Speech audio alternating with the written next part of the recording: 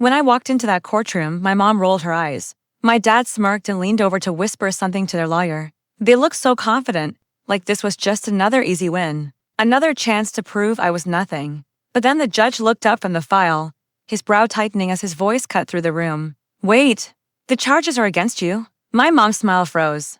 My dad blinked. They didn't get it yet, but they would. I was never supposed to have anything. Not from them, not from life. Growing up, I was invisible, a ghost in my own family. Ignored at dinners, forgotten on birthdays. All their attention went to my brother, their real child, the golden one who carried the family name. When I left home at 19, they didn't even glance up from the TV.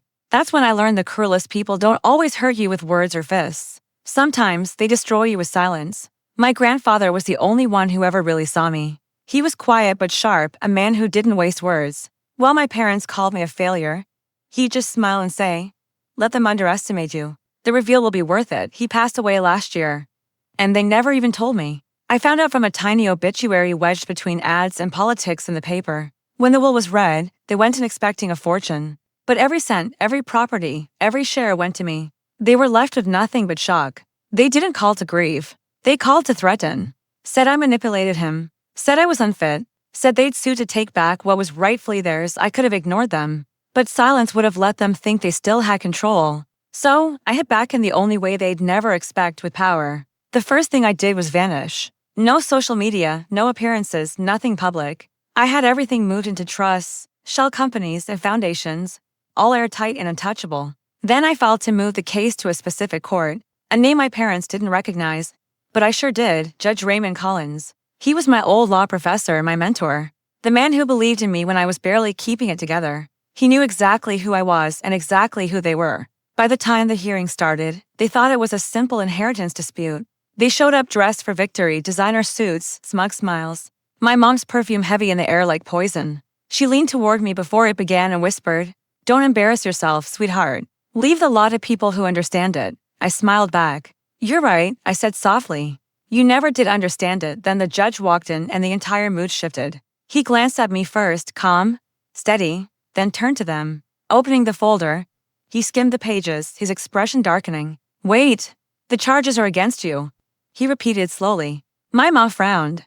"Excuse me?" He turned the file around. "You accuse your daughter of fraud, undue influence, and theft. Yet he tapped the papers. The investigation shows your signatures on falsified transfers. Your accounts linked to offshore withdrawals. And your lawyer, I believe, doesn't know about your perjury statements." My mom's face drained of color. My dad's hand dropped from the table. "Those documents were planted." My mom shouted. "No," I said quietly. "They were returned." "You forgot I learned from the best." I didn't gloat. I didn't have to. Every cruel word they'd ever said, every insult, every time they'd dismiss me, came back to crush them in that silent courtroom. I hadn't just defended myself.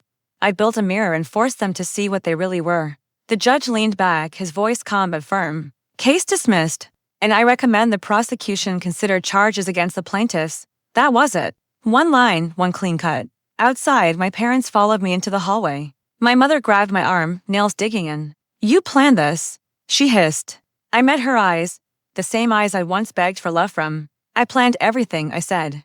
"Even this moment, when you'd finally see who I really am." Her mouth trembled, but no words came. For the first time in my life, she had no control. That night, I drove to my grandfather's estate, now mine. The wind moved softly through the old oak trees he planted decades ago. I stood in his study, where the air still smelled of cedar and whiskey, and whispered, "You were right, Grandpa. They underestimated me." Then I sat at his desk, signed the last of the transfer papers, and smiled. Not out of triumph, but peace. Because real revenge isn't loud. It doesn't need applause. It's justice, quiet, precise, and final. And that silence they once used to break me? Now, it belongs to them.